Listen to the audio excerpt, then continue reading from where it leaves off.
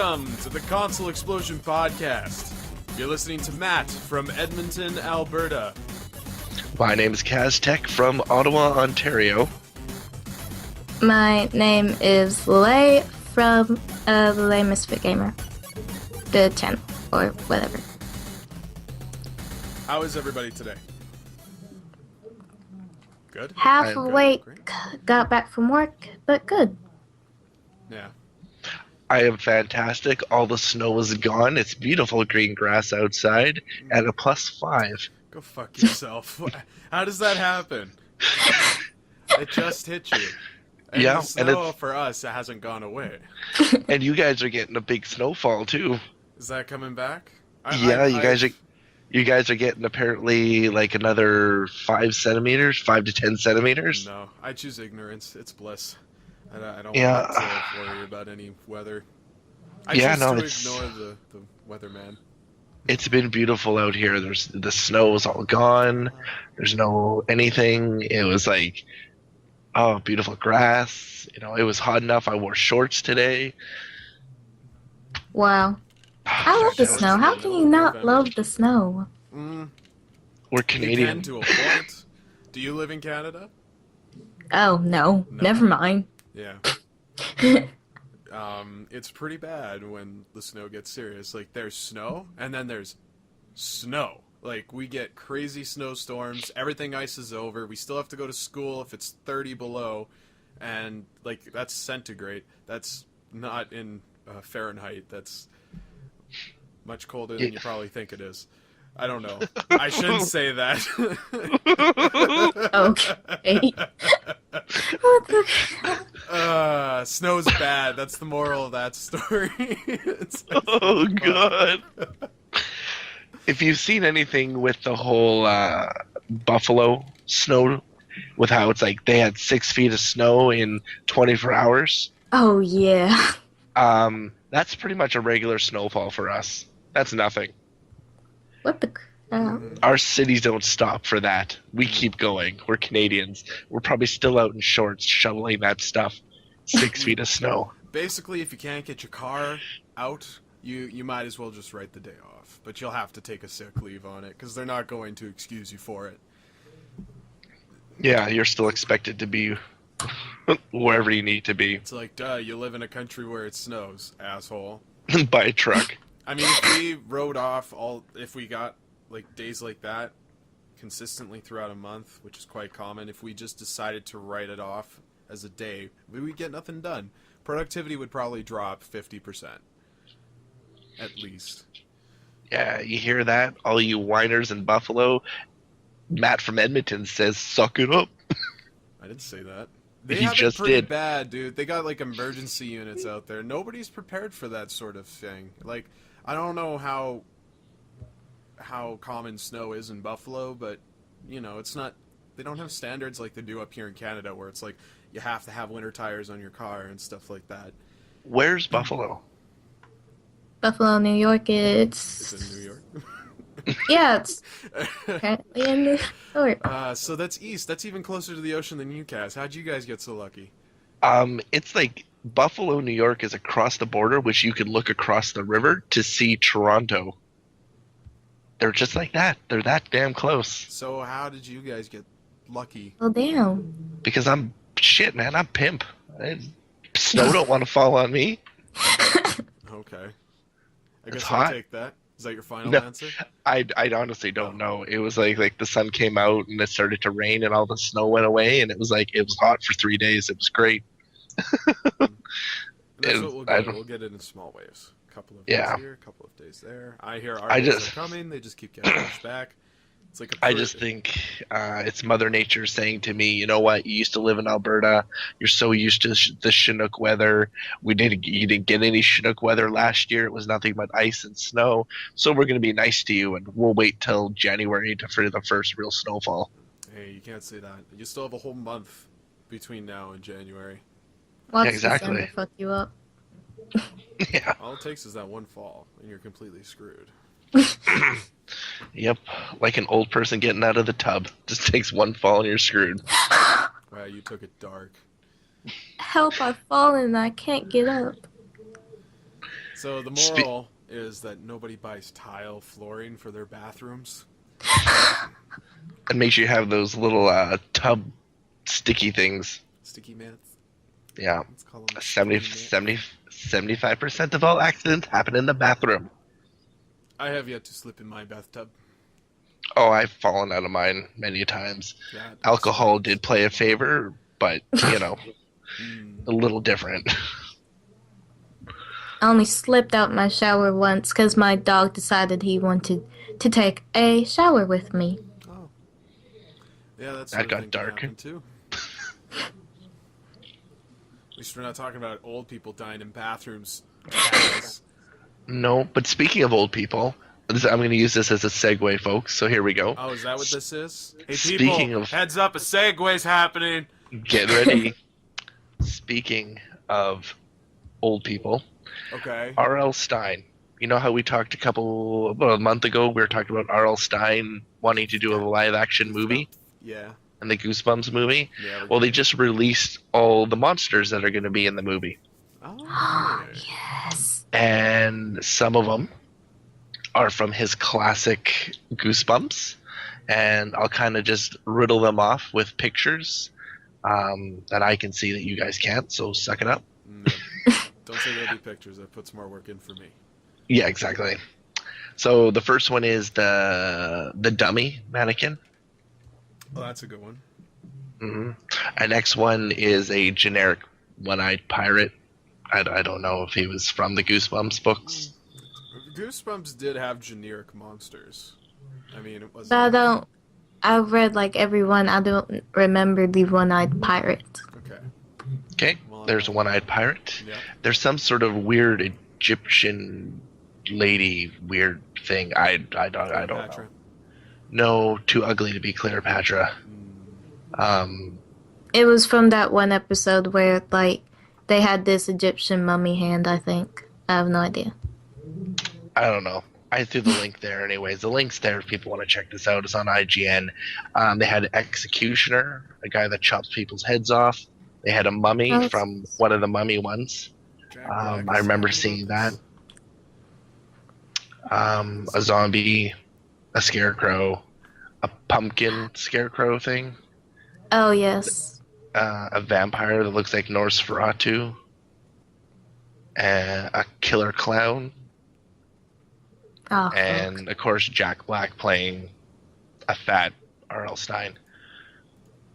Okay, so now, just to clarify, the one-eyed pirate is not like a cyclops or anything. Just He, so you guys know, not to send your imagination off to some crazy spiral. It is a pirate with an eye patch.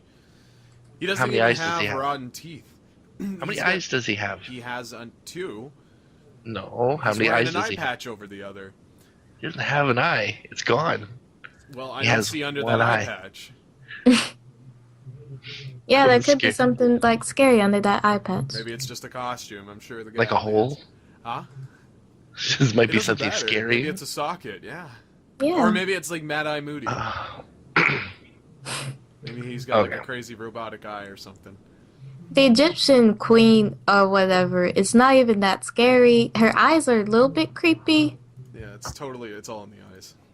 Yeah. It's almost like a Medusa-esque sort of glance. Looks like a crazy cat lady, most well. I just If you guys take a look at the picture of the dummy, the second picture of the dummy, when you keep going through, if you see him sitting on the chair, to me that looks like Ty Burrell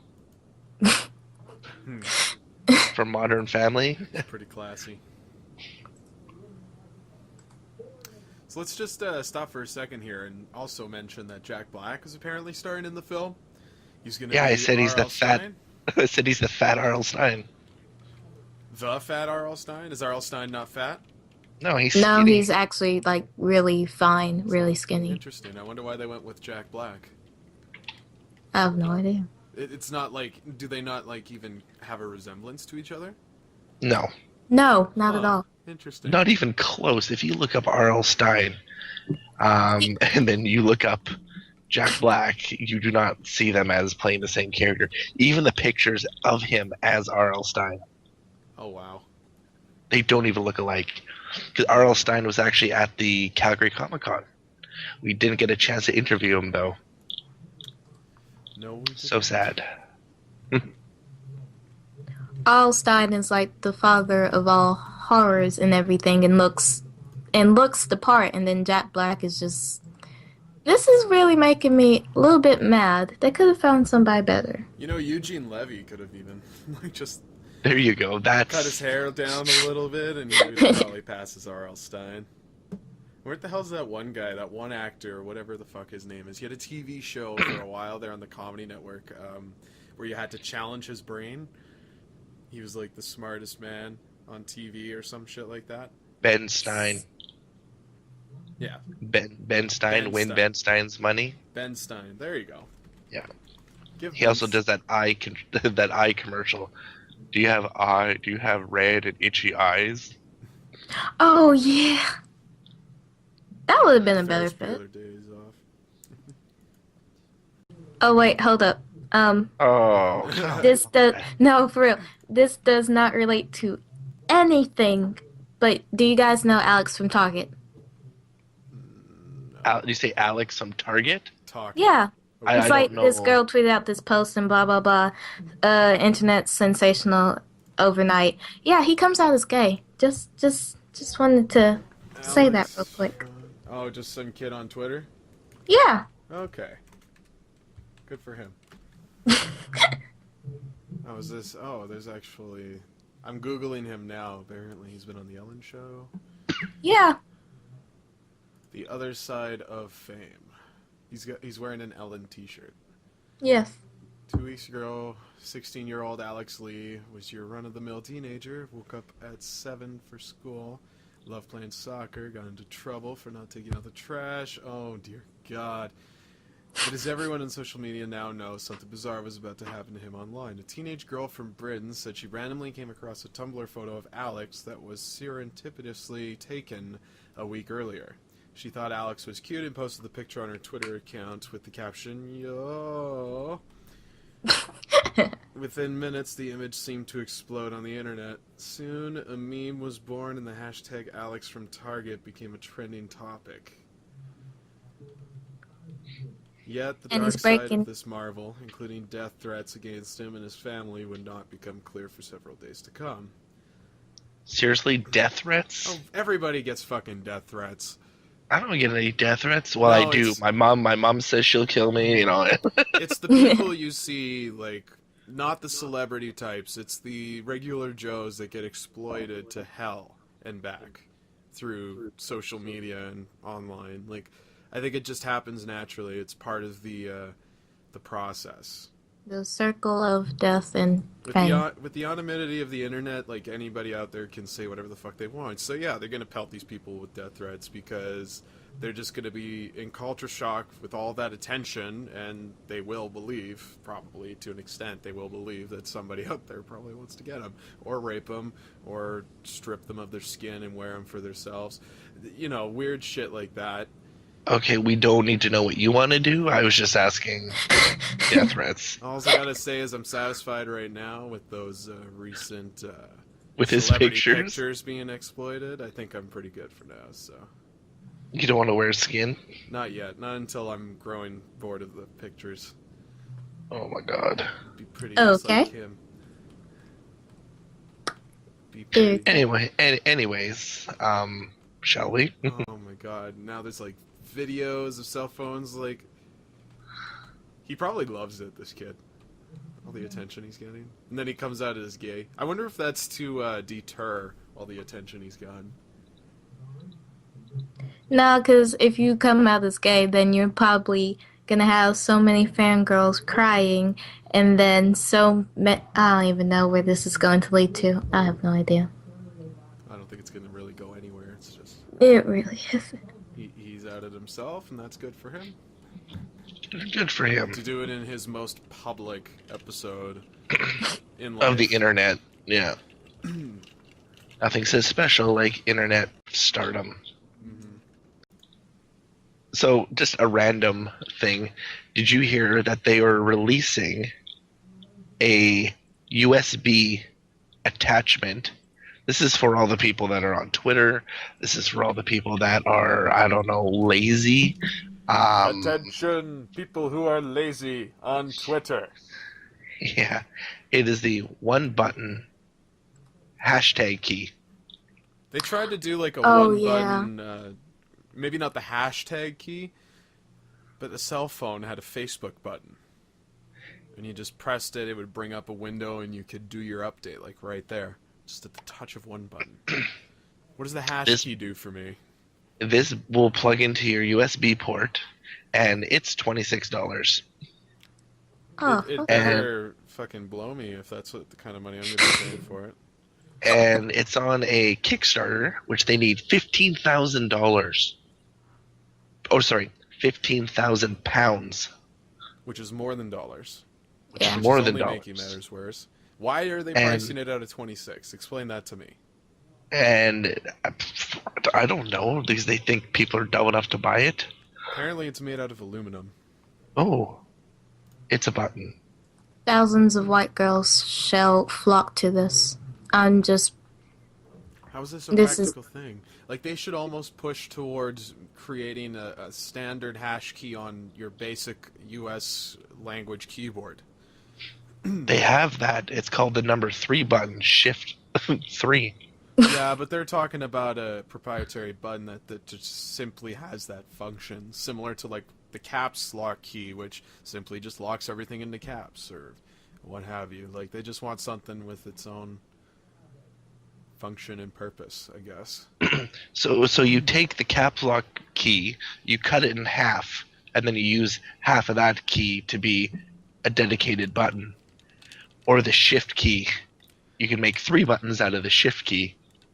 You know, I'm with you on how far-fetched this whole idea is, but I'm not siding on anybody's side, like, with this. It's a stupid idea. Because it's not made by Nintendo or Microsoft, so you're not going to jump on board. Well, I might have to reconsider if it was Nintendo. Although that would blow my mind if Nintendo ever gave any illusion to Twitter in the first place. The internet exists? No, but like What's Twitter this- what's this specifically, on- just to out what's them this- out, just be like, oh.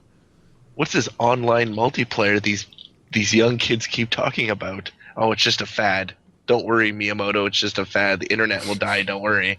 So, for pledging a pound or more, you get our eternal thanks for chipping in and the glowing feeling for helping to give the hashtag the home it deserves. Pledge 17 pounds or more, you get the standard hash key, plastic molding with wired USB connection with free UK delivery. 18 pounds or more, you get a Christmas present special. One standard hash key, plastic molding with wired US connection, blah, blah, blah. March 2015 with free UK delivery, plus personalized tweets sent to your gift recipient on Christmas Day. Oh my gosh. Let's go down the list here. Oh, there's only 2 left. No, 3. Yeah. I'll go through it. 75 pounds gets you the hash key plus a 2-hour-long music production masterclass via Skype. Screen sharing with hash key inventor and music producer DJ Ben Gamori. Great Christmas present for aspiring producers. It actually says that. Okay. Da la la. 80 pounds or more gets you 2 hash keys. So they throw in the second when you spend an additional 5 pounds on top of the 75. That's interesting. You get an hour social media consultation via Skype, a hash key brand ambassador, and social media consultant Jessica Riches. As featured on PR Week's 30 Under 30, Channel 4 News, Time Magazine. Perfect for startups, brands, companies, and individuals who need some social media advice and strategy. Okay, so talk to this random person who you've heard nothing about, and she'll help you with social media consultations. Just like Siri. And, oh my god, there's a whole 5 left. 5 of 5 are remaining, people, so act on this, okay? If you pledge 300 pounds or more, you get 2 standard hash keys. You get hash key inventor and DJ producer Ben Gamori to create a bespoke? What is that? BESPOKE. I've never heard of that term before. Bespoke track for you. I'll look it up while you're continue reading. While I try to sound out the rest of the words in this sentence. Ben Gamori will create a bespoke track for you using whatever samples and sounds and styles you like. So you don't even get like any of the benefits from the package before. It's like they each have their own unique gift. And to me, the incentives are not enough to get behind this hash key. How could you justify dropping $30 down on a stupid button that needs to plug into your USB port? Bespoke is an adjective for anything commissioned to a particular specification, made to order, made to measure, and sometimes handmade. Off the shelf and in clothing ready to wear are the opposites. So modding the slang-related term used to refer to personalization after manufacture. So you pay £300 and he makes a track for you? Yeah, why couldn't he just say, I'll sing a song to you? Right? Like, now you start getting all fancy, like, oh, I'm Mr. Prestigious DJ Producer. I will create a bespoke track for you. Whatever you want, I don't care. It's totally worth your money. See, and the funny thing is if you read the small fine print, it says, no matter how much you spend, you always have that little hard feeling in the back of your throat thinking, I spent money for this. And sorry guys, I have to go. If you want to hear the reason, my grandmother, she is facing pancreatic cancer. I'm sorry, but she is in bedside in the hospital like Erlanger. I will try to race back if she's getting better. Sorry, and have a nice day or night. No need to rush yourself. Sorry to hear that. Yeah. No problem. Yeah. Have a nice night. Yeah, Good night. All right, we'll talk to you later. See you later. So that was LaLay Misfit Gamer. Yeah. Too bad she couldn't stick around for the whole conversation, but I'm glad to have her join us today. Hopefully she's back for next week. And my condolences to the family, I guess. Sorry to hear about that. Okay. So back to this hashtag bullshit. What more is to be said of this? How much money do they have so far on this Kickstarter? So far, these guys have pledged £682, and they need 15,000 to go. Well, no, that's their total. That's their goal. But they have 26 days remaining in the project, so... all I gotta say about this is hashtag ripoff. Yeah. I mean, this should at least be something they can produce and distribute. It's not going to be anything like, here's help me make a bowl of potato salad. And ironically enough, the potato salad made like thousands of dollars. And he continued, and I don't understand. And then there's things that are people that really want to do good, like ourselves and our Kickstarter, that you should really back. We actually don't have one. I was going to say, we have a Kickstarter? No, it would be nice. I was thinking of it, but no, Kickstarter because for what? What do we need a Kickstarter for? We need a Kickstarter to help kickstart some equipment for some people. Ain't nobody give a fuck about us. Well, I'd hope so. I hope the people who are listening to this, the whole 10 people. That's hard. Way to be rude to the 10 people that listen to our podcast. You make them sound like they're so special. But they are. They are the ones that are keeping us alive right now. And yet you're like shitting all over them. Oh, no. Shitting all over them. No, I don't want them at all. You're the one that's begging them for money. I didn't beg them for money. You were just saying. They get rewards. Like I'll make them a potato salad. I'll send them a dick pic. You heard that now. You donate $1, Matt will send you a dick pic. Yeah, I didn't put a price down. That's for me to decide. So it's free. Just make sure you look him up on Twitter, and he'll send you a dick pic, apparently. Through Twitter. How well do you think that will go hashtag dick pic. know, hashtag Alex from Target or whatever the hell that stupid hash was. That kid's only 16. I probably shouldn't do that. Weren't you the one who wanted to send a dick pic to Elliot, who's 17? Yeah. Yeah, I didn't want to. You're just one of those special characters that take things I say way too seriously. I just made that sound really bad. I'm sorry about that. You wanted to send a dick pic to Elliot? No. Maybe he'd react to that. Cops are showing up at my door. It's like, hey, I got a hold of Elliot. We're meeting in court next week. Yeah, some BS like he wasn't picking up or something. Yeah. That's okay. We can put an end to that topic of discussion. Yeah, that might be a good thing there. Yeah, so I gotta wipe the tears from my eyes here. dry yourself off. Not in that sense, folks, but well, I do actually mean that in my sense because underage dick pics. Oh no, that's not what I mean. Drying myself off though. I'm gonna need to get a whole new wardrobe of clothes because everything I got is now ruined. I've been playing Smash Brothers since I picked it up Thursday night, and it's a wonderful game, but it's Smash Brothers, so it always has been wonderful. But once again, it's not anything new that we're accustomed to. It's a new Smash Brothers, new roster, same game, just bigger and better. Cool. I'm loving it. Are you playing it, Kaz? No. No. I don't have a Wii U. You should just go kill yourself. Yeah, I know. No. I play with my Wii a lot. That's cute. I got big two boys of them. Play the Wii U now. Well, I'm not good enough. I spent the money about a PS4 instead. Well, that's fine. It's just all the better games are on the Wii U right now.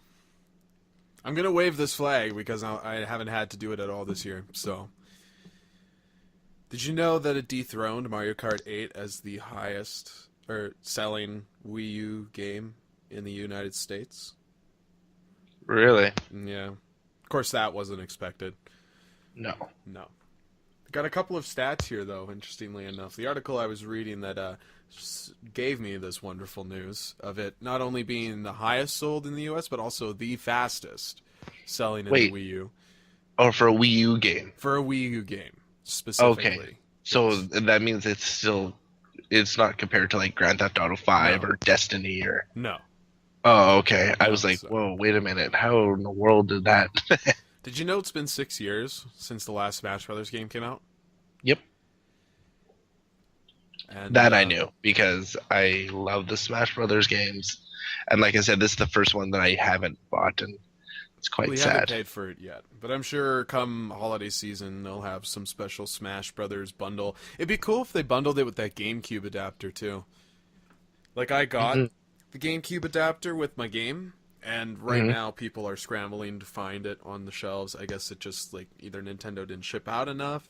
Well, I mean, that is the case. There isn't enough. But, like, I think Nintendo half-assed it. Like, less than what they normally would, probably because I don't think they expected that kind of reception with a GameCube controller. I feel like I'm trying to think of how Nintendo would have approached it. And obviously, I don't have their business knowledge. But...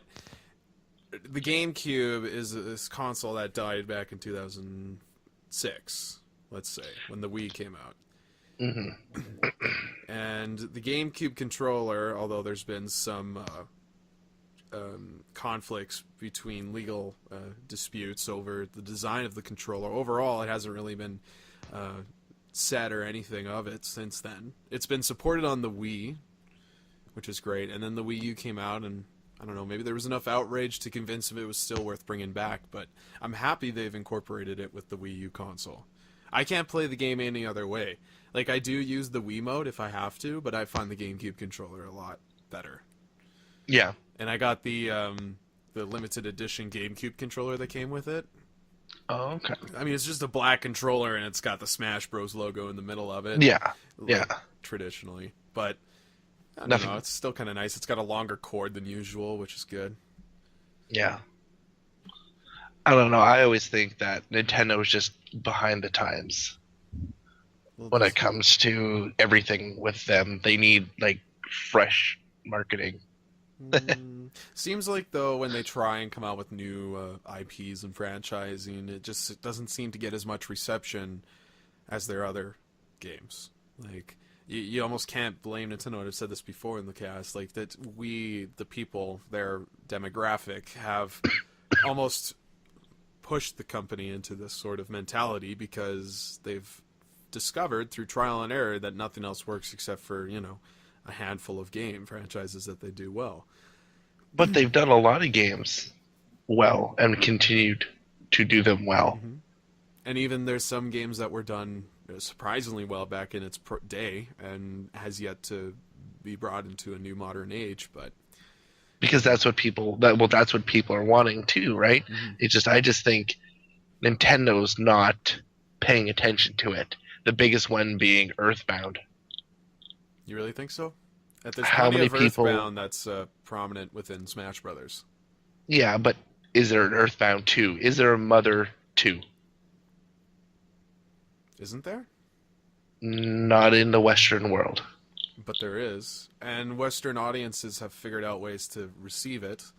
Yes, but without money going to Nintendo. That's what I'm getting at. If Nintendo was smart, they would release it because they would make money off it. Maybe New they Star would. Fox. They just put Mother on the Virtual Console, I think. I want to say it was earlier this year that the first Earthbound game was put up online. But, I mean, with the advantage of the internet these days, I don't see why Nintendo would like to restrict their games on regions. I've heard Nintendo speak out from that before, and they admit that it is annoying. I think there's even talks of removing that region lock on the 3DS and stuff, because there's a huge library even within foreign countries that the Western audiences would love to get their hands on. Like, as long as if you can overcome the language barrier, like, I don't see why it has to be locked. That's my own personal opinion. Mm-hmm. But, like, as for Mother 2, I'm sure it'll have its day. Like, it's not forgotten. If anything, there's more Earthbound in this new Smash Brothers game than there ever was in Brawl. And Brawl got its own level and all that kind of stuff. They actually don't have that specific level, but they have another level that they have featuring the Earthbound characters. And there's a few trophies in there of some Earthbound people, so it's kept alive right now with Smash Brothers, as is F-Zero. But, it's just proof that Nintendo hasn't forgotten about these franchises, and I think they're waiting for the opportune moment. With Kid Icarus made it its comeback on the 3DS console. Like, of all systems Nintendo could have put it on, it's like, we're going to bring back a franchise that we haven't used since the 80s, and it's going to be put on our mobile platform. Instead of featuring it on, like, your home console, it's like, we're going to give it to the mobile fans, and frankly, I don't think that game handled too well. It had to use that dual stick and everything like that. I heard it was wonky. It wasn't all that comfortable for people. Naturally, I should have just had the console ship with the dual stick to begin with, but it had a lot of influence. At least Nintendo tried to make it work onto the console. And since then, like, we've seen a lot of changes come to Smash Brothers as a result of that. And I don't want Smash Brothers to be like, just the history book with all the relics in it. I want to see the Kid Icarus franchise to be taken into bigger and brighter horizons, but I'd also like to see them come back and maybe deal with some of the forgotten gems of their history, and more than just like, let's focus on getting a new Star Fox game out there. Like, at least we've seen, even F-Zero, we've seen those games as recent as GameCube, but some unfortunately have skipped a generation, and I think Nintendo is trying to bring them back, at least to help build a bigger library of favorites that people enjoy. Because Nintendo doesn't seem to have much interest in being part of the AAA title market. They have their own separate market, and their demographic is perfectly fine with that. Mm-hmm. I mean, the company thrives. It's made money this year despite critics, and they're going nowhere but up. Yeah. And the Wii U, just hitting its second year now, seems to be doing very well for itself at this point. Now that they're finally, and we've seen this in time and time again with Nintendo, it's like the first 2 years are pretty bumpy. They might tie their fans over using a Mario game or something. But until So does that mean that next year they're going to unveil a new system? I think so. I really do. You think so? I think Wow. we're going to get a Slim or some revised model, something that, because they can't support 2 gamepads as of yet. They do say that, and we were actually supposed to see some of that this year, but that seems to have taken a seat on the sidelines. So it just makes sense to me. We've seen like 5 or 6 different revisions of the 3DS to begin with, and the Wii console itself has taken a few changes in its own right. So it just seems like a basic trend that everybody sets on. That's Interesting. the way I feel about it. I would like to see a newer Wii U model. Not like this one is bad. It's just, I think they're due for it. Either a hard drive expansion, maybe a smaller, more comfortable gamepad, because that Smash Brothers sucks when you're trying to play it on that gamepad. It's not comfortable. I think it's the placement of the 2 joysticks that really screws me up, because they're above your button placement. They're at the top of the controller, and then you got your 4 AXYB on beneath the right stick, and then you got your directional pad beneath the left stick, and it doesn't conform right to the hand. As easy as they try to make it to grip, it's once you actually start bringing in a combination of buttons and really trying to play a game like Smash Brothers, which I think is almost a staple to any console development out there. If that, it's one of the games, but it is like one of Nintendo's biggest franchises. And I feel it does play a huge part in the decision making that happens within the development of a console, because they try to anticipate this stuff like to have a lifespan of a good 5 some years, so they got to have some projects working with it to be released later within its lifespan to keep it alive. But we just totally took that off on a different tangent. We always do. But I'm glad we talked about that. I don't even know if I need to finish going through this list. Smash Brothers is a wonderful game, and it seems to be getting great scores. Metacritic seems to be scoring it at 93, and that's common across all. That's common across the board. Everybody's raving about it, and I mean, it's Smash Brothers. For one, it's got nostalgia riding on it. For 2, I think a lot of people, it's got more nostalgia than usual now, because I think it incorporates a lot of the old-fashioned arcades. I, for one, personally enjoy playing as Pac-Man. But I digress. So are we going to see a review from you? Perhaps, I don't know. I've debated on it. The game is huge. Like, it's the same Smash Brothers game. It's only now there's almost too much to do.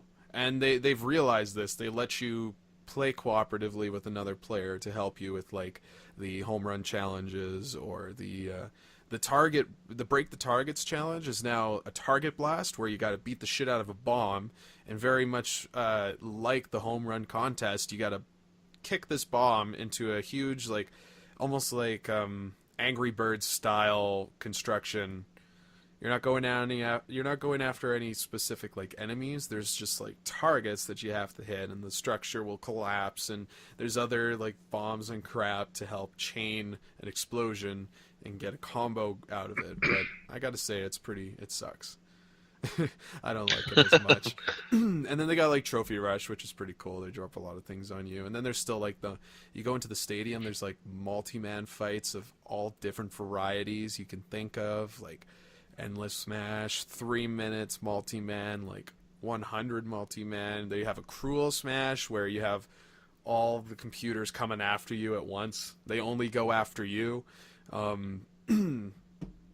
kinds of random things. And then the challenges I don't even know how many challenges there are. Like, Nintendo doesn't incorporate achievements, but the game still has, like, challenges that you can complete, and in doing so you receive, like, either a trophy or sometimes an additional stage, music, sometimes what they call masterpieces, which is obviously just the game that the characters are known for, that you can play for a limited time and then choose to pay for it at full price on the virtual console if you want.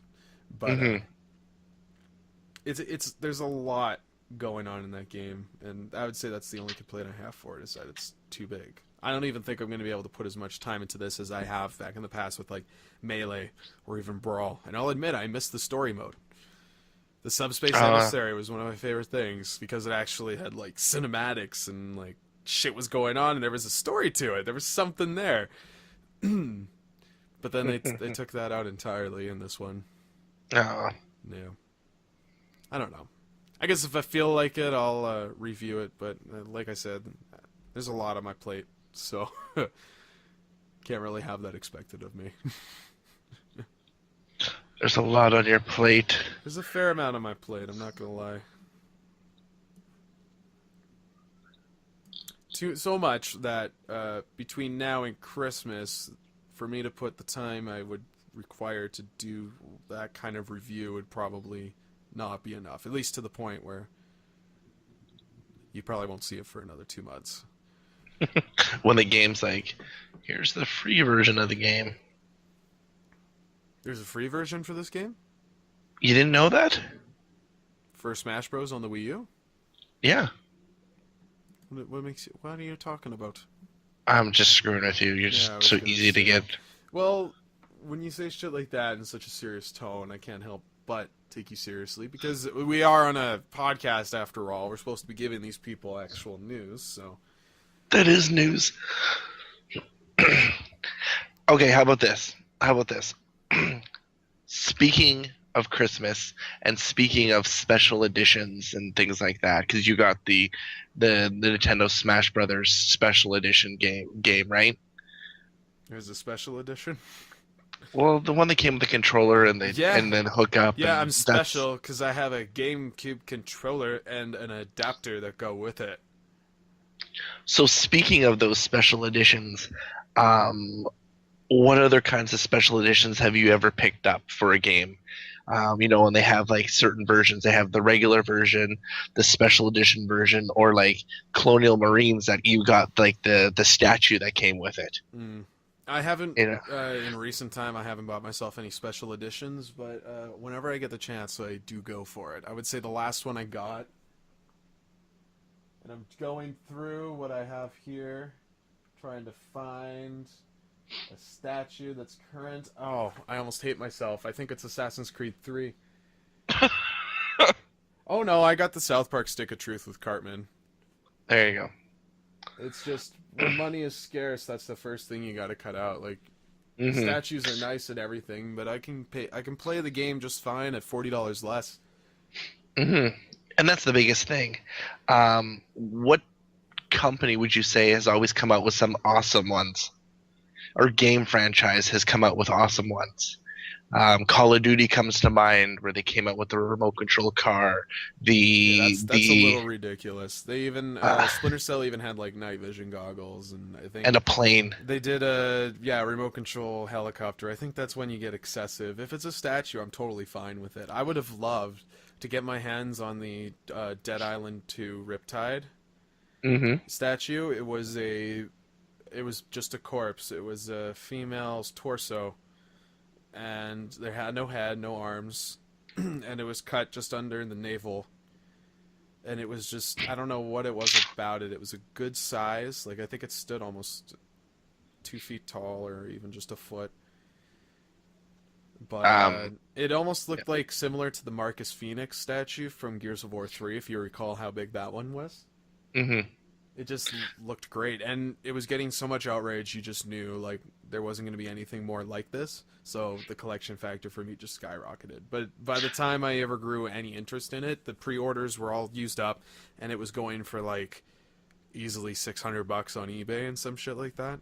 Which is funny because Indy, who is a part of our console explosion, actually picked that up from his local thrift store for Oh yeah. $5. The Wow. full thing, everything was in it, including the game, in That's pristine condition. incredible. That is incredible. That is somebody who does not understand the value of video games. Whoever sold that to him for $5. I've been to thrift shops before, and there's a lot of good like gold you can find in there, but for something like that, you would at least do your research. If it's going to come in packaging and it's a big box, I feel that it's common knowledge to know, like, okay, it's more than a case and a game disc. There's got to be some money in this. I don't know how much it's worth now. I'm sure it's quite rare. I haven't bothered to look into it, but at the time when it launched, like, there was a demand for it. Heck, if I wanted to, I could sell my GameCube adapter for probably a couple $100 right now because there's huge demand for that right now. Yeah. Absolutely huge. And people on Amazon, for example, are just, they're paying for it and then they put it back up for sale for like ridiculous amounts of cash. But it's holiday season. People are jumping on that shit. Like Mhm. like scavengers. It's insane. Yeah, the Dead Island Riptide Zombie Bite Collection Edition Yeah. is, or Rigor Mortis Edition for some other ones. Okay. It's about 124. Yeah, okay. So, I don't feel that's a fair price, but I do see it. and then they have the Rigor Mortis Edition, which is instead of the body, it's actually a hula girl. It comes with a little hand and a screwdriver, and the case is a metal case, and it comes in a briefcase. And that one is $64. Hmm. So, but nonetheless, let me just continue with my story that I had. The Batman series. Are we So- talking 69 Batman? 60? No. I'm talking about the Batman games, Batman Arkham Asylum. Okay. Okay, that special edition was the big life-size Batarang. Do you remember that? Not that one as much, but I do remember the Joker from Arkham City, the one that they did for him. That was it a collector's edition or just a standalone statue? I think it came with the game. Yeah. But it was like the Joker at a desk and he had televisions around him. It looked super Yes. badass. Yes, and that was around, I think it was like $150. Mhm. The new Arkham Knight game Comes with the Batman, has- does it not? has just sent out their top tier prize. And you know what it retails for? $500. $750. Oh. It is a life-sized arm of Batman's glove that's holding a Batarang that has lights flashing on it. I don't know where I would put that. It's Does it full sit on scale. a stand? It's on a stand that lights up. Okay. Has yeah, it's freaking big. But yeah, you got the arm. Yeah, it's amazing for what they've come out with it. But again, like you said, what would you do with it? Why is Because this Arkham City? I feel like it should be Arkham Knight. yeah, I know. That's the same thing I said. The date on this video is today. Yeah. I think what it is that it's the hand. And then the hand goes with the life-sized Batarang that you got Mm-hmm. from the Arkham City one. Okay, this statue looks kind of sweet now. I mean, it's complete with the Batarang. It comes with the Batarang, right? Yeah. All right. That's not so bad. $750. I don't know if it's worth that much. Is it made out of adamantium or gold or some shit like that? I don't know, but apparently they even have a life-size like Riddler one. Interesting. Is he supposed to be the main guy in this one? Well, it's from Arkham City. Oh, I'm sorry. Yeah, I'm still. For some reason, I thought this was the new statue you were talking about, because we got two. Is it not two different statues? No, never mind. I'm back full circle. These guys are still doing their run around. We're like 2 minutes into the video, and they're just like rubbing the box now at this point. Ooh, look at the glove. You can wear it even. No, you can't. Oh, he put his hand in there. No, he didn't. Well, okay, he fisted the bottom of it, but still. Yeah, if you listen to the video, he goes, "Oh, I thought I could put my hand in there, but I guess I can't." No, I can't. That'd be really cool to wear that to wear the thing. I'm not listening to these videos because it'll pop into our recording, and I don't want any of that. I know. However, that batarang, man, that's deadly. Mm-hmm. They're like a geek with this. Well, any geek out there will, respectfully not use it on anybody. We'll just naturally sell weapons in a toy store. It's totally cool. I want to buy the batarang and throw it. But it won't come back. Somebody I know. somewhere, I think it's in Australia, has created a batarang that actually works as a boomerang. Except I don't think it's made out of any metal. Feel free to Google that amongst yourselves. I'm not going to even bother sending a link, but I have seen it. Not in person, but I have seen it online. And the stand, I'm watching these guys unpack this thing. It's much bigger than what the picture perceives it as. Mm-hmm. It's huge. Because when you say it's life-size, it's fucking life-size. Yep. Did I forget that Bruce Wayne is a big guy? He's Batman. Right. It's not Batmite. You don't get any Batmite life-sized arm. Batmite? Yeah, Batmite. Batmite he's from the is it the cartoon series? It is the cartoon series. Do you not know what I'm talking about? I want to say no. Maybe I'm confusing him with a different character. No, Batmite's a thing. Batmite's a thing.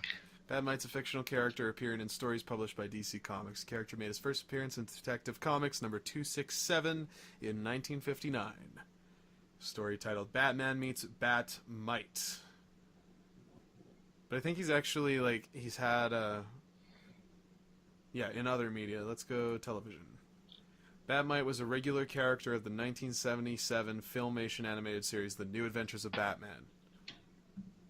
He was depicted as a well-meaning, magical fan of the superhero. As such, he tried to help Batman, even though he usually complicated matters, with a whiny, "all I want to do is help," as a near catchphrase. That's reminiscent of the kid from The Incredibles. I think that's where they got the story from. I could see the inspiration to that character. That's cool. So you learn something every day. There you go, people. Batmite. That's a thing. Hey everyone, you want to record video game footage to your computer and be like cool guys like us? Well, I do. On ConsoleXplosion.com, you can actually click our ad right here on the bottom, and you can get a Roxio HD video recorder for 20% off the regular price. That's right, save 20% off by just clicking the ad or link in the description, and you can get yourself any Roxio products that they offer 20% off. It's a huge deal. 20%? That's right, 20%. Holy shit. 20 and little percent sign. I don't know what those are called. Percent signs? Yeah. Yeah, we're gonna go with that. All right. Either way, check it out. Links in the description. Ads right here. Hopefully you pick it. Check us out. Again, that's www.theconsoleexplosion.com. Scroll to the bottom. Back to the show. So yeah, this statue here, cool stuff. Cool stuff.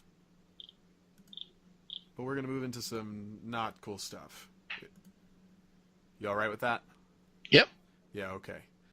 We gotta dwell a little more on this situation that's developing. The Federal Trades Commission has found Sony guilty of, and I quote, deceptive acts or practices, end quote, in regards with its advertising of the Vita, and now it must pay back all of those who purchased the handheld before the 1st of June 2012. Now, this is a story that broke today. Have you read anything in on this? No, I wanted to get some more information about this. Here, I'm going to send you a link straight from the Federal Trade Commission.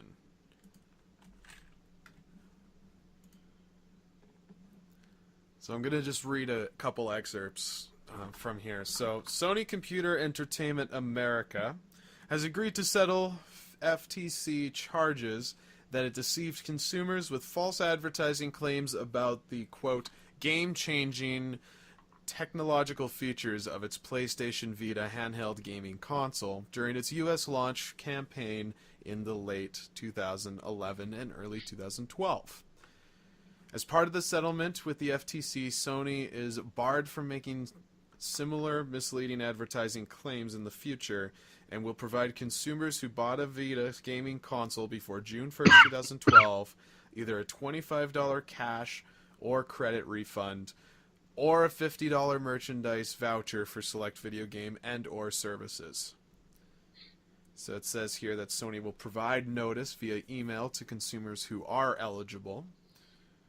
That will be once everything is settled and finalized.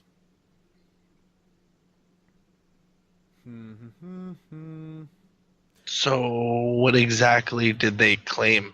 As part of its launch campaign for the PlayStation Vita, Sony claimed the pocket-sized console would revolutionize game mobility by enabling consumers to play their PlayStation 3 games via remote play. Which it can do. And that they could engage in cross-platform play by starting a game on a PS3 and then continuing it on the go, right where they left off. Mm-hmm. The FTC alleges that each of these claims were misleading.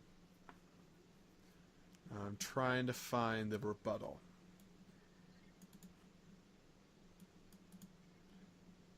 This FTC post here is quite official. It says here the complaint against Sony charges the company with making false claims of cross-platform and cross-swap feature.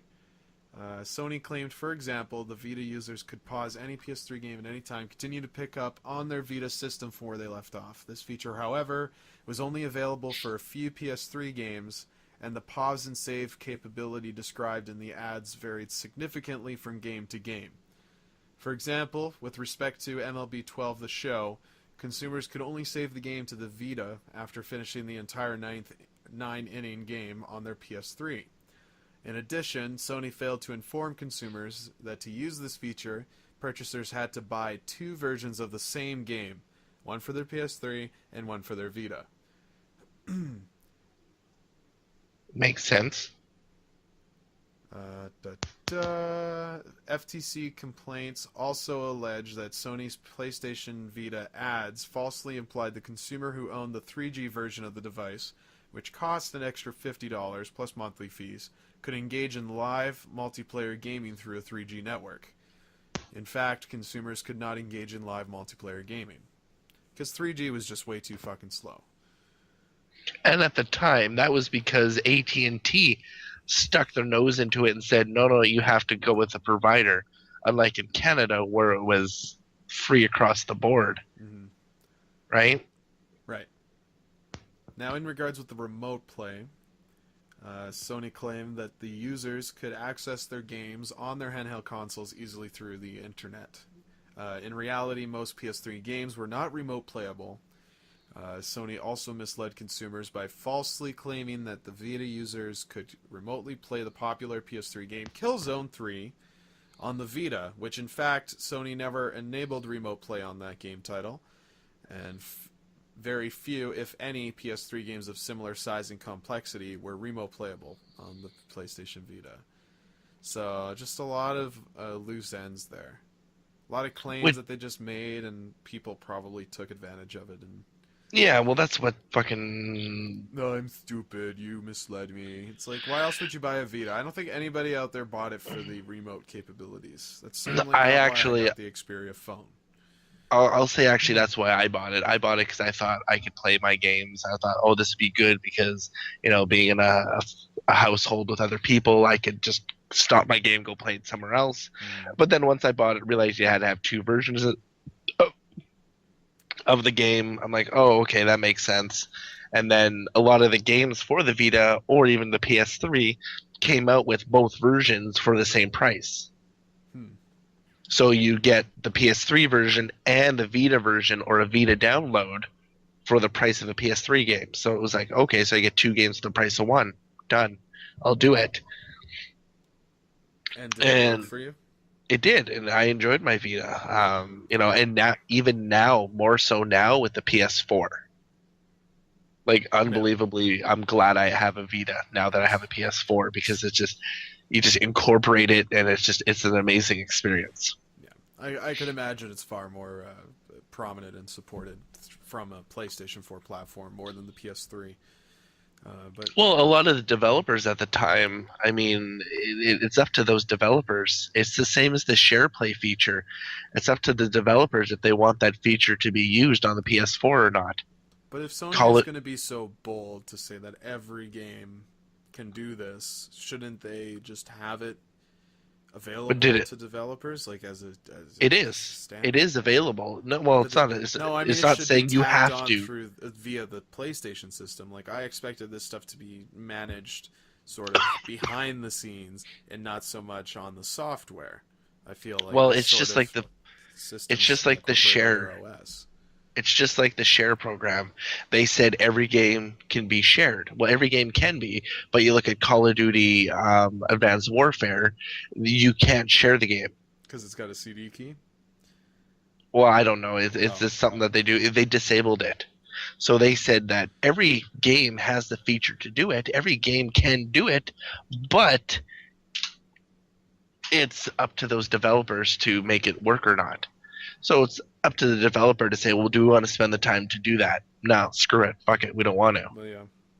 So that's how I view it. And I just think people are, just relax. It is what it is. It's not like it was the fucking, I don't hear people bitching, complaining about that stupid N-Gage. Well, that company just bottomed out and died, though, so...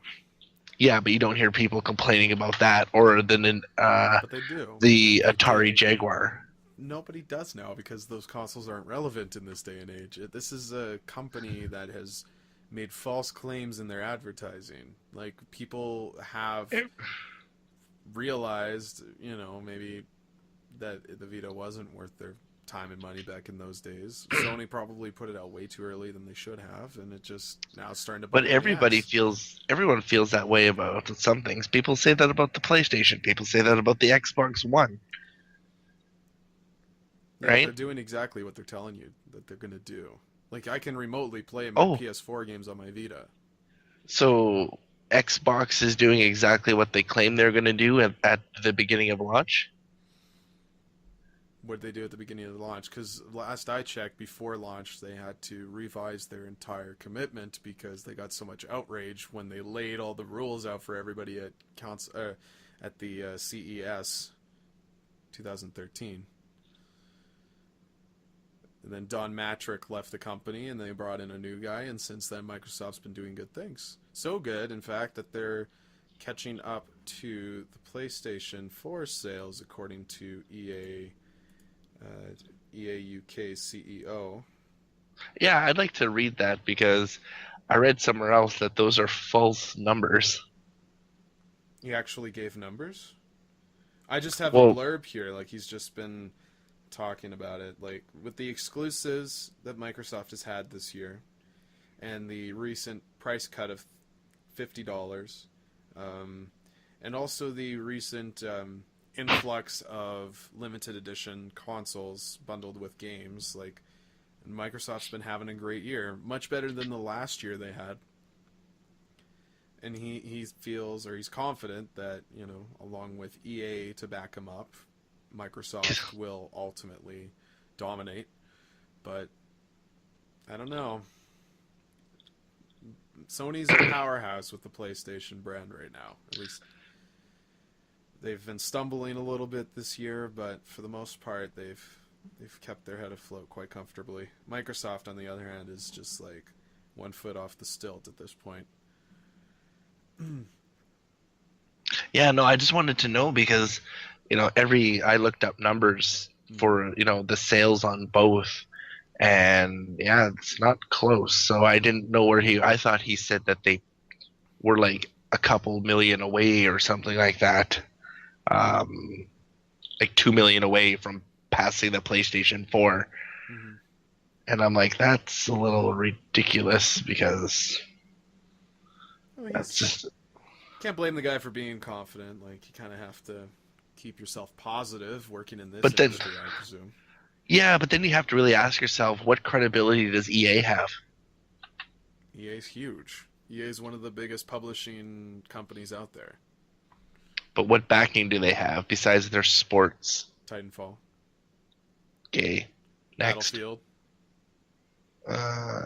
Damn. I forgot about that one.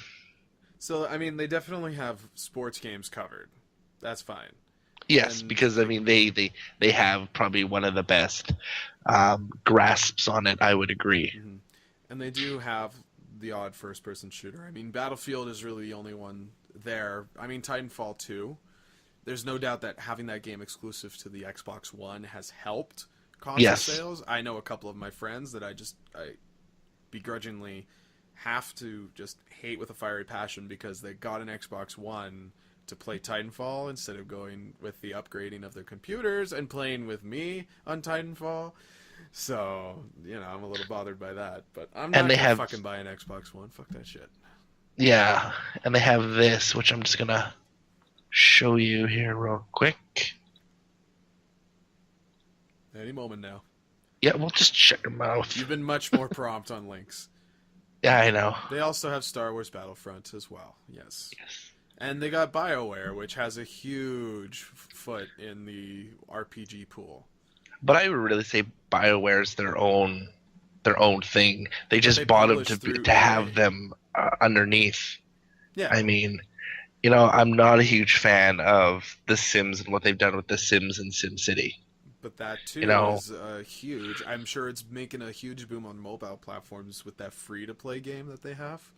Like they have a free-to-play game? Yeah, they do, and they're incorporating a lot of their old games to it. SimCity and Roller Coaster Tycoon are both applied on a freemium platform now, except it's nothing like The Simpsons Tap and Go or the Family Guy's Quest for Gold or stuff. It's more of the game. You play the game as you do, except you can, I guess, put more money in for like extra perks or accelerate certain things. It's one of those micromanagement games. It's just like, here, let's build a roller coaster. Okay, that's going to take 5 minutes to build, so you put it away and you wait for it to finish up, Mm-hmm. See, but there's just, it's just like, I'm looking at the EA website and, you go through, okay, well, let's take a look here. The Xbox One or the Xbox 360, they have 77 games for it. Xbox One, they have 3 games for it. In the console's lifespan, they only have 77 games? I'm looking at their games, and let's see, click Xbox 360. There's 77 games. It goes from their newest all the way to their oldest, which is... Are those the games only developed within the company, though? By EA. Well, they have Dragon Age and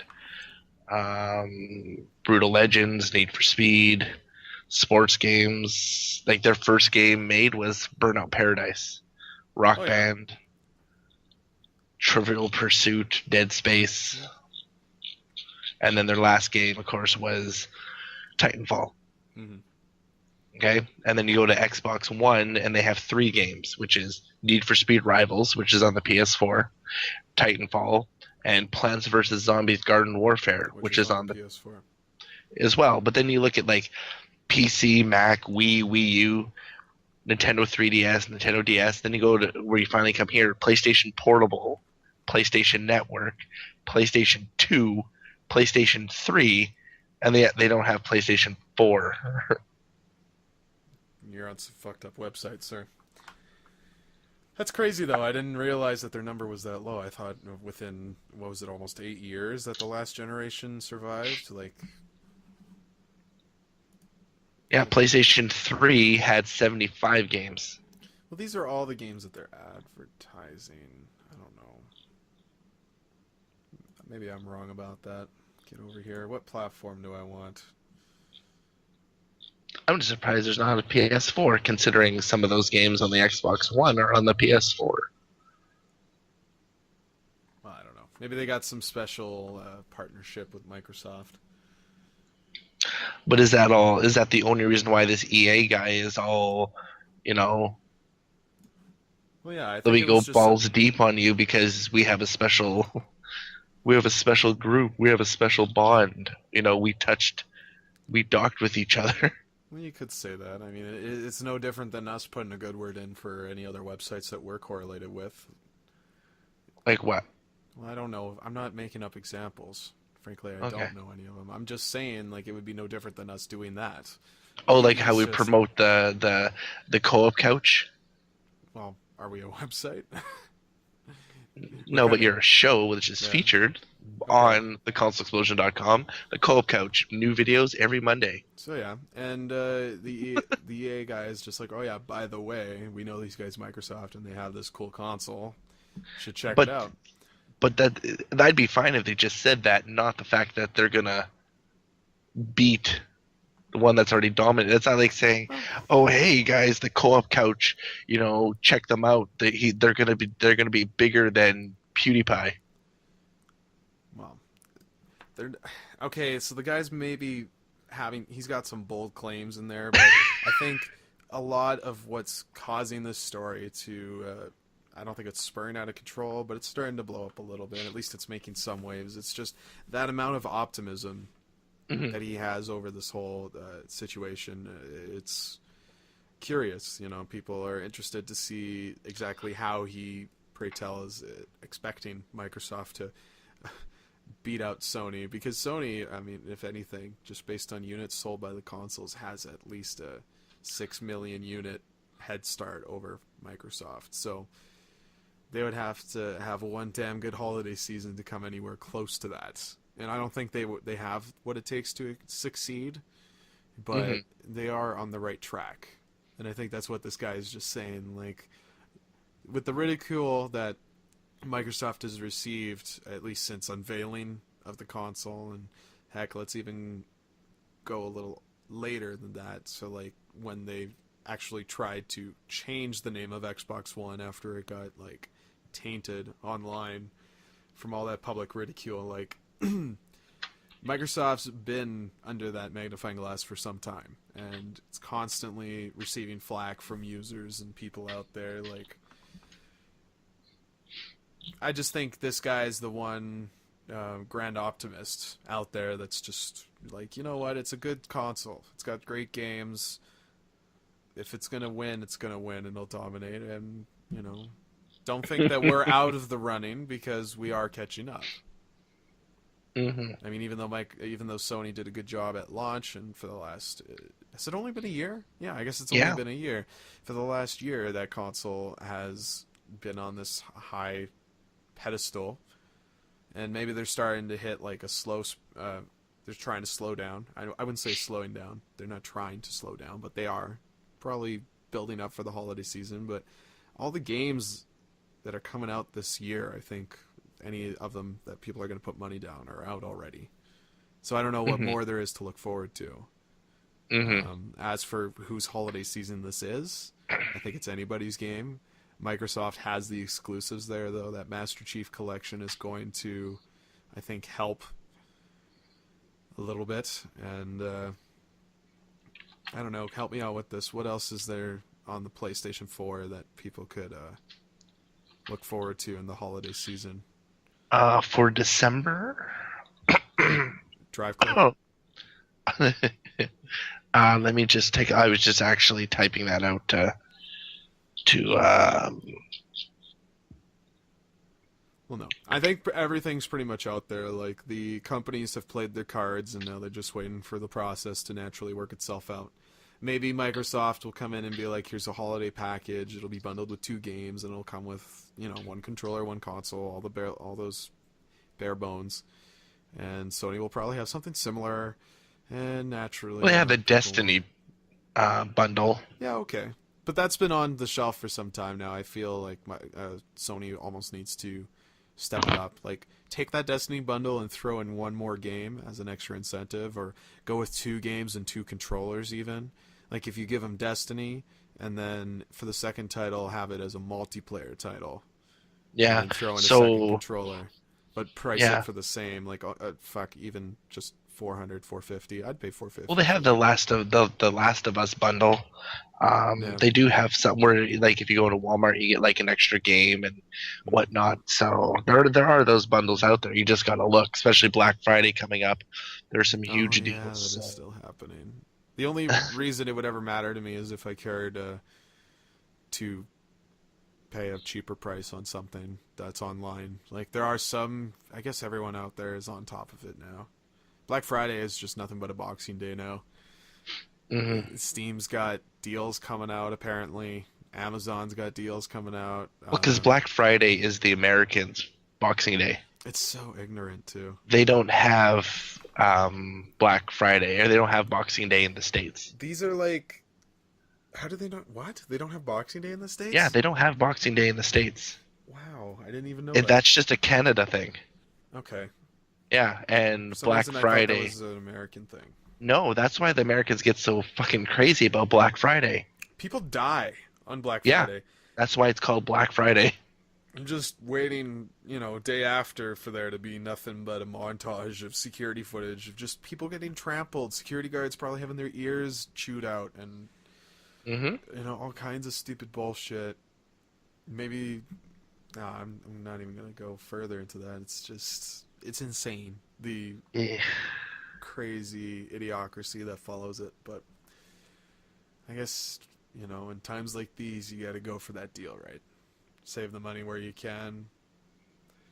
Look at how many people, like Canada, we have Boxing Day. But yeah, we don't go as crazy as the Americans. Nobody's died. We get pretty crazy, though. Like, I'm sure you, like me, have spent our time in a Boxing Day lineup. Yeah, You I've get stabbed. there, I've like- stabbed a few bitches before. You got to get there like 2 hours beforehand, or even 3. Sometimes, like, if you go to businesses like Best Buy and Future Shop, all the electronic stores are really the ones that everybody goes to. But the Brick has their deals going, and there are retail stores out there doing their thing. But when you go to companies like Best Buy, for example, I went there with my brother and my dad one year, and I know at the time the PS3 and the 360 came out. I think it could have even been within the first 2 years of their launch. And, we were just waiting in line. But Best Buy put on some entertainment for us to keep us busy. They had, like, somebody there to give hot chocolate and what have you, hand warmers. And they even had a raffle. They're like, for all you great people waiting here in line, like, here's a raffle. And my brother ended up winning a $500 Best Buy gift card. Just waiting in line to get inside, to get some door crash prize. So obviously Best Buy got that money back as soon as he got into the store. But it was just stuff like that. It's just great. I don't think any of that shit happens on Black Friday. It's just like, No. you pricks. Everyone's lined up. Nobody's happy. At least not any store clerk. Nope. I'm so happy that I never had to worry about that kind of stuff. I didn't work in any business that had to worry about New Year or Boxing Day or any of that kind of thing. I only worked in one place that had to worry about that, and I was selling hats. Nobody comes in to buy cheap hats on Boxing Day. No, maybe in passing if they feel like it. They're like, I got $20 left, but I'm already satisfied with everything I got. Exactly, I'll it's go a check hat out that. kiosk. I'll go check it out. Yeah. It's just like I want to take one last spin on the slots, Yeah, our store was a huge store. It was the biggest one in Canada, and it was we did better than the States. Like, we were busy, but it wasn't anything that we couldn't not handle. But it was like, oh my god, we're so busy. We had to close the doors a few times because we're over the max amount of people allowed in a closed confined area. Oh yeah. Yeah, and that for our store was $250. we had to close the doors a few times because we had that many people in that store. It was ridiculous. Holy hell. But it wasn't anything that we couldn't handle, right? Like security, the mall gave us, one of their security guards to stand at our door to let people in and out and, check their bags. So, when we had the lowest theft because I was always told, don't tag everything in the store, just tag your more expensive hats and stuff. And I'm like, fuck that. I'll tag the $3 hat, the $2 hat. I'm tagging everything because whatever's stolen out that door comes out of my bonuses.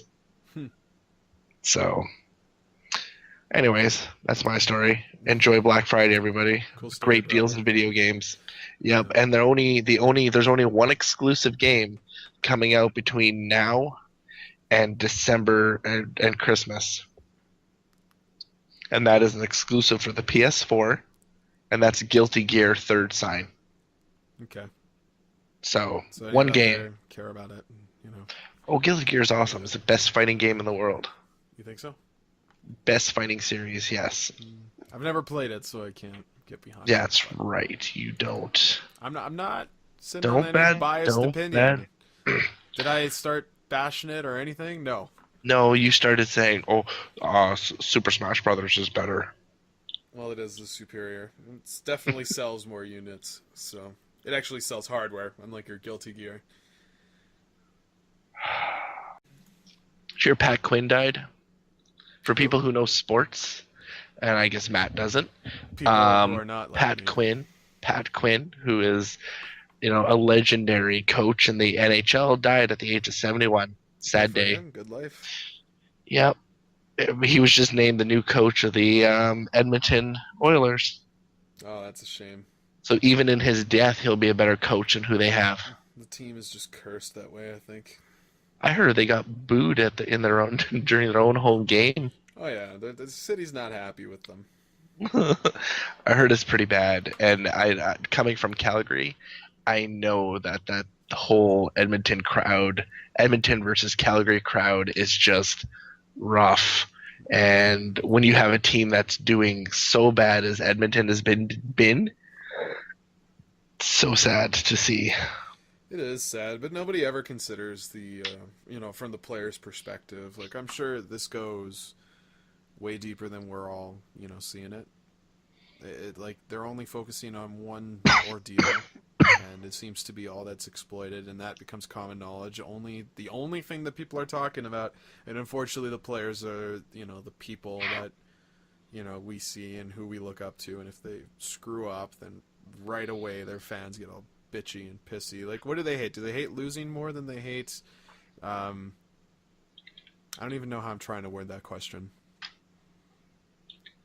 Completely lost the continuity into that whole thing. Well, I'm going to stop you because you're just going to talk yourself to a foot in the mouth. I'm going to walk myself right into a wall. Yeah, pretty much, because it goes like this. I do not understand the passion that sports fans have. Yeah. Let's put it that way. If a team loses. Sure, you can be a poor sport about it. A lot of people are drunken idiots too. Yeah, no, I totally agree. But when it comes to Edmonton, in the words of hockey, Edmonton is a dynasty, multiple back-to-back Stanley Cups with Gretzky, and that's almost the last time they've saw one. Which, hey, I'll say my team is the same thing. My team hasn't seen a Stanley Cup since the '60s, but they're a dynasty. It's Toronto, right? Mm. But Edmonton has finished last with 62 points in 2009 to 2010. In the next year, they finished last, and this is out of the league. Yeah. 2011, 2012, they finished second to last.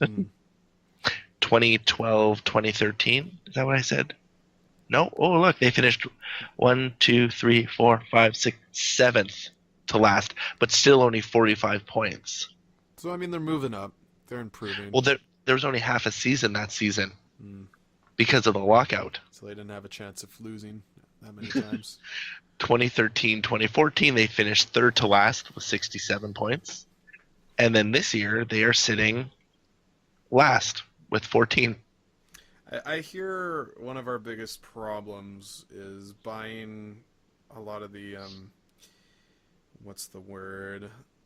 All of the players that they seem to bring on the team is they're all jocks and they're all like big-headed idiots that need to be in the spotlight. They all crave it, and they're all just, they're these people that are praised for their skills, and when you put them on a star-studded cast, everybody's clashing because this guy wants to be in the spotlight, but this guy's overshadowing him, or what have you. I'm sure there's a number of situations where there's competition between players, which is not something that you need in a team. Like, you can reinforce the strength of a team by, weighing out each other's strengths and maybe challenging one another. That's different, But when you got people that are trying to showboat or still look as good as they did back in their glory days, like, everybody's looking for that moment of glory, and so far the team just doesn't work well to get that. If anything, they're killing themselves over it. So, yeah. I mean, that's just what I hear through the grapevine. I talk to sports nuts about it, and that just seems to be very common amongst people. I don't follow this stuff. I don't care about any player stats or any of that BS. I don't give a shit. It's just when people start whining and bitching, you just almost have to ask, like, what is it that you're complaining about? I don't understand. They're still playing. You can still watch hockey. That's not getting taken away from you. It's just people hate losing. And when you've lost that much, it's like you have a chance to watch Avatar, or you have a chance to watch Captain America, the Winter Soldier, right? When you're winning, that's what you get to watch. When you're losing, you get to watch the crappy made-for-TV Fantastic Four movie. But I'd grow old of watching the same movie all the time if... But I'm talking about quality-wise. I'm not saying it's the same. You're losing, you always get to watch. Captain America 2 is a pretty decent movie. Yeah, that's I'm going to sit and binge watch that thing, I'm still going to get sick and tired of it. But nobody gets tired of watching their team win. If anything, they love to just, like... Nobody likes to watch a loser. That's why shows get canceled. That's why shows get canceled. Talk a lot of shit. Talk a big fucking game that can never put their fat fucking foot in that skate and execute what they're demanding. Like, Yes, but you know what? For making $1.6 million, I will put my foot in a skate and I will play my damnness, and I'll probably still do better than the team there. And that's my talk. Pay me. When you get paid that amount of money, there's expectations. They expect you to win. Mm-hmm. Yeah. And when you've lost for the past 5 years in last place, then give me some money back. So do you blame it on one individual? I blame it on, for me, a lot of the blame would go on the coaches. The blame would go on the owners for who they pick and how they're paying these people. The blame would go on the players for not working on their potential, and on the captain. The captain, is your biggest one. There were some big players that were let go out of some teams that Edmonton should have looked after to try to get. And they didn't, and look at it now, right? They had their chance. They got rid of their captain for a bunch of newbies, and because they said, he wasn't doing well. They're looking for their next Gretzky. They're trying to find that young child prodigy, like they just do fresh have that. out of high school. No, they have people like they that.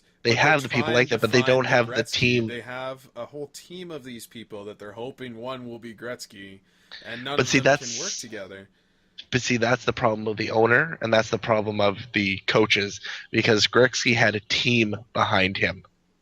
When you talk to like Don Cherry, you listen to Don Cherry talk, Gretzky always had two people behind him that made Gretzky look good. They're the ones that were passing him the shots. They're the ones being his goons. They were the ones that were there to protect him. But he was also a team player. Like, he didn't always take the shots. It just worked out in his benefit that way. Like, obviously the position he plays does a factor in that. But I heard times where he would even pass to other players to give them that time in the spotlight. Like, it's not. Just like Michael Jordan.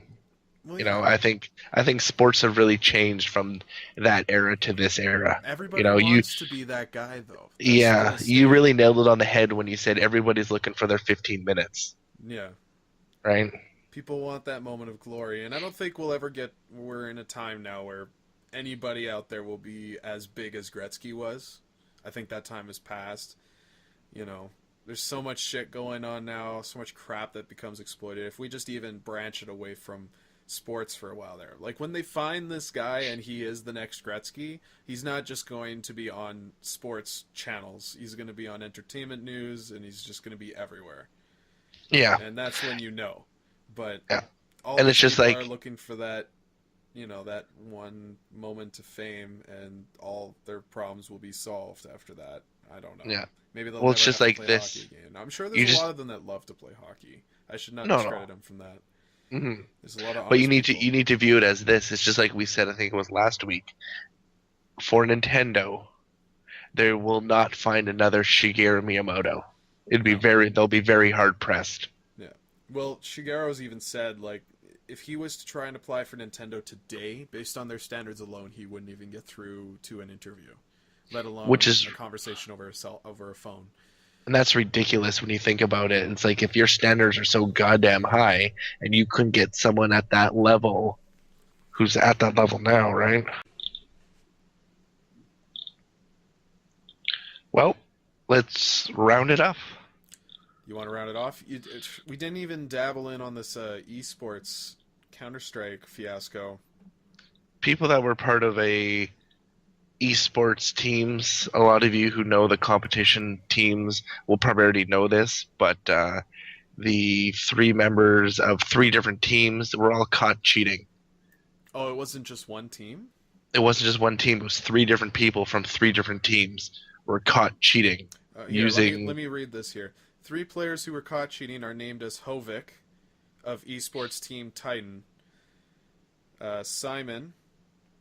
Simon Beck of Team Alternate, and Gordon Geary of Epsilon. All were caught cheating via the Valve anti-cheat system, and it's alleged that the software used connected through a player's Steam Workshop account. So you can continue, sorry. No, they're caught cheating. They're a bunch of bums. And this was for a championship game, was it? For $250,000 was the pool of money? In Sweden, and you know, it's people who spend years, the years playing, and then they do something stupid like this to play a cheat, and look what happens. What kind of a cheat does it say? I don't know. The biggest ones is wall hacks, headshots, Yeah. and quick scope. So Whatever it took to get yourself banned from a professional And- sports event. Like, and with the main one being the simplest anti-cheat finder, which is VAC. You know. well, you need that stuff. It's unfortunate, but you do. Mm-hmm. Always takes one asshole to ruin it for everyone else. Okay. So there you go. We dabbled in that, and I'm happy for it. That might as well have just been brought into honorable mentions, but that's fine. You mind if I go through the list here for you? Let's do it. So, Irrational Games was a company that bottomed out. I think it was last year. Their last game that they cashed on big was BioShock Infinite, which I don't think met up to expectations as they were hoping for. But there still seems to be a bit of life that exists within the company. They just recently posted 2 new job positions. This is following after founder Kevin Levine announced that he was winding down the studio in order to start something new and more entrepreneurial. But he was going to do it under Take-Two's banner. So there appears to have been 2 positions that popped out. One for a senior programmer and the other for an IT manager. Nothing's really said on like what people speculate to be their new project, but it's just nice to see that Irrational Games is not dead as of yet. Amazon France may have inexplicitly unveiled the sequel to the next Zombie U title. Oh. Even though it's been said before that Ubisoft has no intentions on bringing back the franchise because it failed so miserably, there appears to now be a listing on the Amazon France website. So that leads to speculation on whether this is happening or not. Said this earlier, and I'll say it again.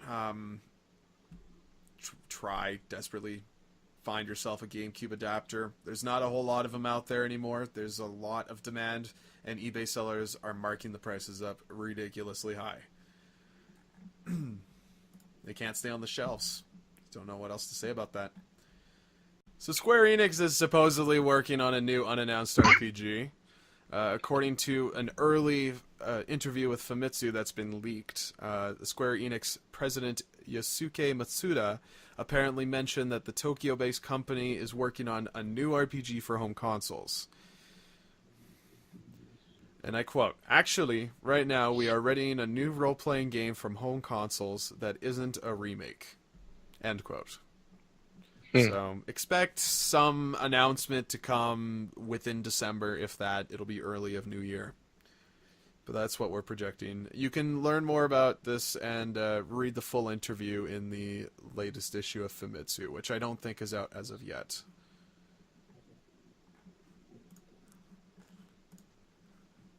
Okay. So after a recent forecast, it has been predicted that Sony's mobile division will lose up to 30% of its sales by next spring. And Sony has now instituted a 3-year plan to shift that aims to reduce support for its mobile devices and its television division to boost sales for the PlayStation by 25%.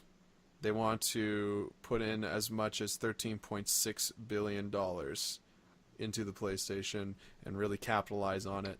Not like they haven't than they have recently. I guess they want to drop a little bit of the cell phone and the TV market and just go full throttle into video gaming.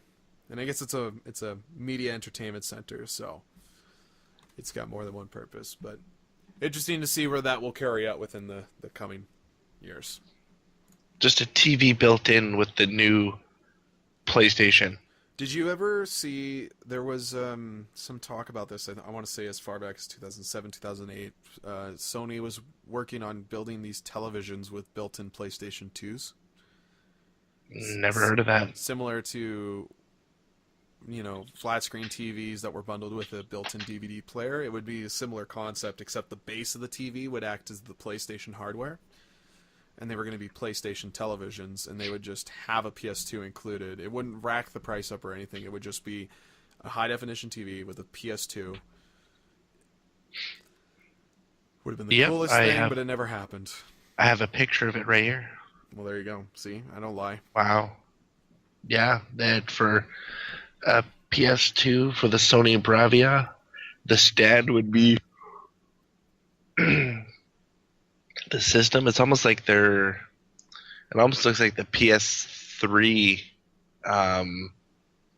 Slim that they came out with. Okay. That's what it looks like. But they came out with the TVs that the Sony brought with the PS3, didn't they? Well, yeah, but those TVs didn't incorporate any PlayStation software. It was that TV that came out that I thought was a good idea. I still think it's a good idea. 3D TV that came out by Sony that incorporated the 3D display, and you put on the glasses, and for a 2-player game, one player would see what they're looking at, and the second player would see what they're looking at. So you have almost 2 different screens.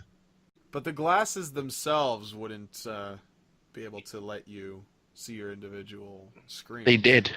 They always had this. Those kinds of glasses, though. These are the shutter kind of 3D goggles. You just stare at the screen. How's it supposed to separate them if it's not split screen on the TV?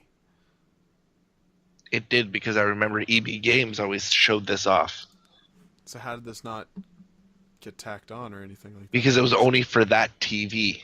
Oh, well, that's a That shame. specific Sony TV was the only TV that could do this. Simulview trademark. Interesting. Well, I don't know. 3D to a point now is a dying trend. If anything, It's it'll all keep 4K alive in the now. movie well, yeah, it's all 4K now, and I feel it has more of a place in theaters as a standard. And virtual reality is just around the corner, and that's just ultimately going to get 3D out of the homes. So, Agreed. Save your money, people. You don't need to buy any 3D. It was necessary. It needed to be there to put us towards virtual reality. I don't think we could have ever been without, but I've never been behind this 3D thing. Like it was always just supposed to be almost like beta testing till we got to the actual thing, which is virtual reality, which is just all anybody wanted from this. That's the illusion it tried to give us. It was put you in the screen. Now you can actually jack yourself in. Yeah. It's okay. Let me wrap up the mentions. I got one more here. One more nice mention, and I'm saying this just strictly out of my overwhelming support for this kind of project. Fans out there of Five Nights at Freddy's might want to get behind this sort of thing. There's a group that calls themselves Fazbear Entertainment, and they're a very small collective that is trying to recreate Five Nights at Freddy's with a 4 versus 1 multiplayer format. So instead of having just the one player as the guard and combating against AI, you'll have 4 other players playing as the animatronic monsters. Now, That's cool. they have a post through the Steam community site, and I'll share it here in the description so you can check it out yourself. The post shares a download link along with the updater. Right now it's very early in development, and apparently they've associated it with the sequel as well. So I don't know how far this is going. It's strictly going to be free. It's a fan-made game. They're not looking for any money. They just want to do this out of sheer love of the game itself. Fazbear Entertainment Game, they're going to call it, and it's on the Steam community site. So, again, Cool. in the description. And that's all for the hopeful mentions of November 25th. Awesome. I know, right? It's totally Awesome. awesome. Possum. It's so cool. Yeah, it's totally awesome. Alright, well, if there's none left to be said, I would like to call this meeting to a close. Awesome. Special thanks to LaLay, Misfit Gamer, for joining us earlier in the show. Sorry she couldn't stick around, and sorry to hear that your grav is not doing so well. Kaz, what say you? I agree with everything you said. All of the above. Beautiful. All of the above. Okay, Quote so- unquote. But nonetheless, make sure you check out the consoleexplosion.com. Make sure if you have any comments or concerns about the podcast or any videos, make sure you leave them all in the comments below so Matt can read what every fan wants to hear. Well, apparently And- I'm not associated to the... I mean, I have the website to the site, but I guess, I don't know, just... I just like to get a little love. I don't know what to say about that. It's just, it's good to get that kind of feedback, and if we are getting feedback, I'd like to hear about it, because anything I can do to make it better for you guys, it's what I live for. Mm-hmm. So again, that's www.theconsoleexplosion.com. Check us out. Check us out on Facebook. Follow us on Twitter at Console Explosion.